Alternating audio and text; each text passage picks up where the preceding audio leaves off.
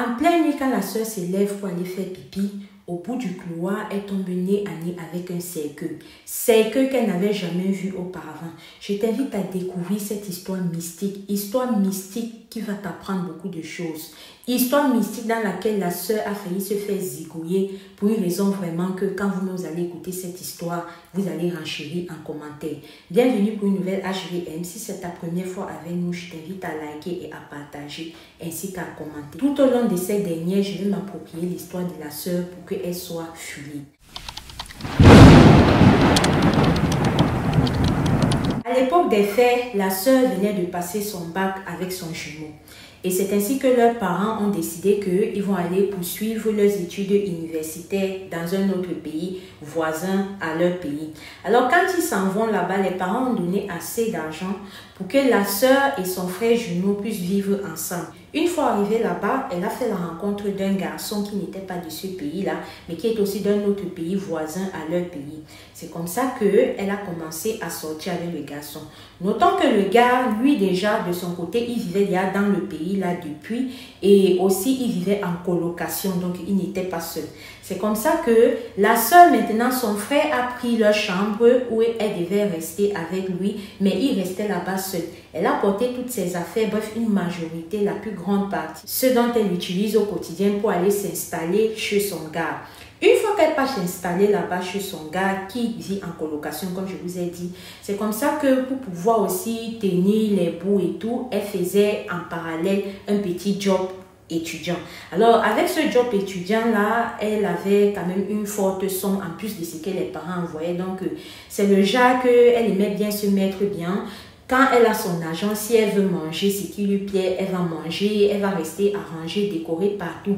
De telle sorte que les colocataires du gars ont commencé à dire que « Ah, ta copine là se sent, hein.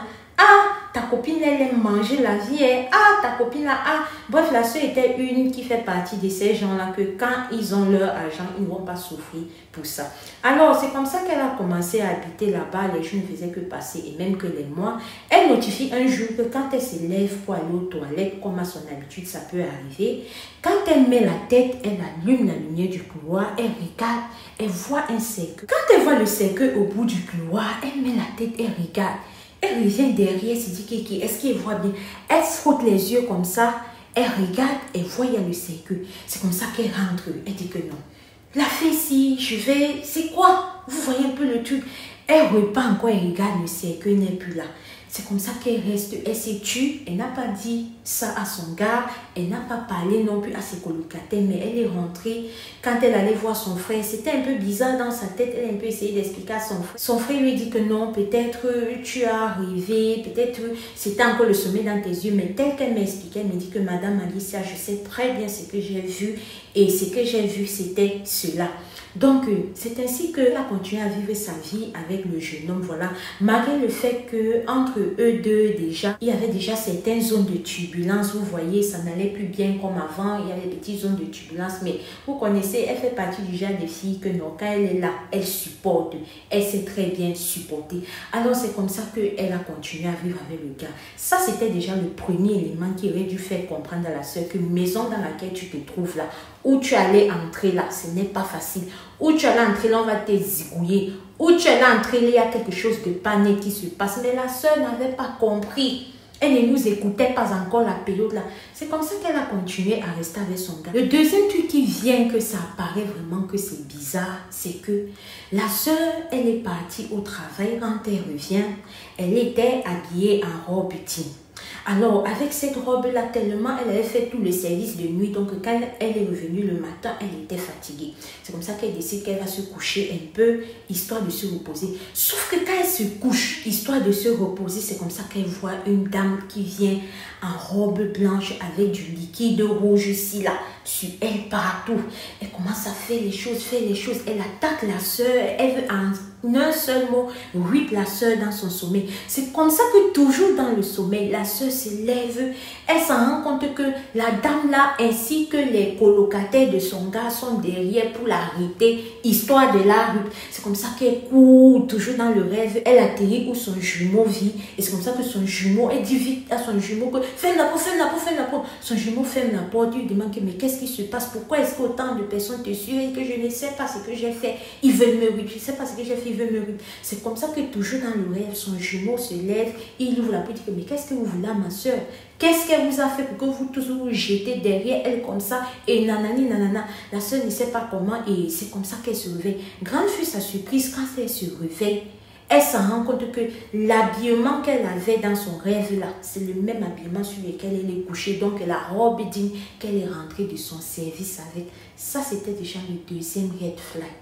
Un autre jour, elle dort encore. Dans son sommeil, elle voit qu'elle se dispute avec un des colocataires de son gars.